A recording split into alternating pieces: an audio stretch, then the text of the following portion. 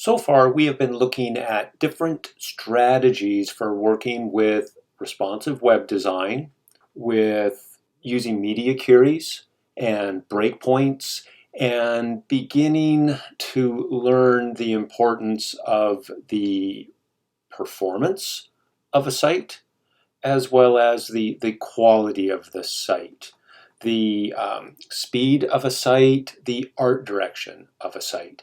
Now, in this strategy, I'm going to point out that our styles and our media queries are pretty similar. You'll notice that we have our default mobile and our first style group. We have our tablet, and below we have our desktop and styles. And you'll note that we now for our tablet have a minimum and a maximum width. And all we're doing in the two queries and the default mobile styles is changing a background color. So this strategy is all about the speed, all about the performance. And this strategy is, let's just go take a quick look. This strategy is going to use the tried-true image tag, but beyond that typical alt attribute, which is required for your image element to truly be to function correctly. But we are now going to work with the source set and the source. Okay. Now, I'm not sure it matters the order that these are in. Okay, so as an example, if we go back to our code and let's just take a look. So we're using alt here first, so we're calling out our alt attribute and attribute value.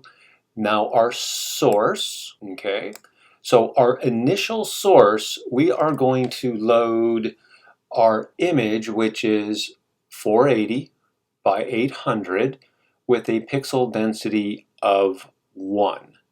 And in the source set, we're going to create a list, or dare I say even like a mini array. So we're separating our images, okay, with commas. So what's going to happen, and then you'll notice, so we have our image 480 2x, we have our steam banner image 480 by 3x, but following the JPEG part, we have 2x and we have 3x. So 2x and 3x. So basically, this is going to do a quick test for us, and depending on what the pixel density is, the appropriate image will load. So this is really suited towards performance.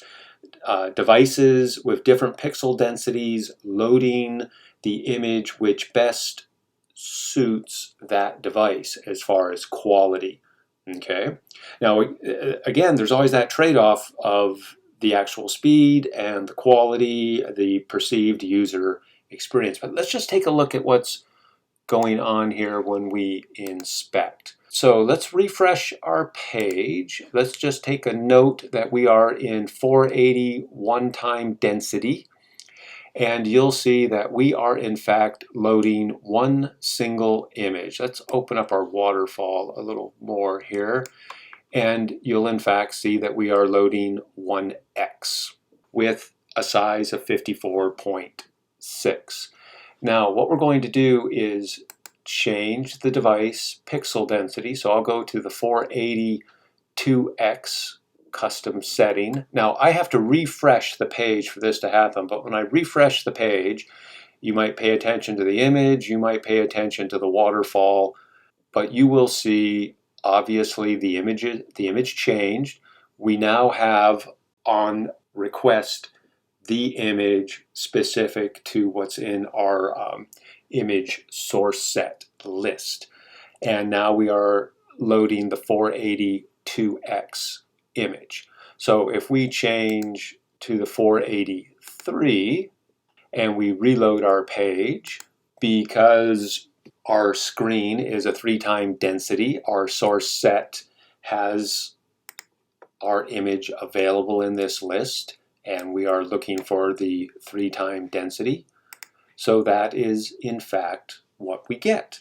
All right, so we can use the tried and true image tag, but we can use additional attributes and attribute values to add additional function.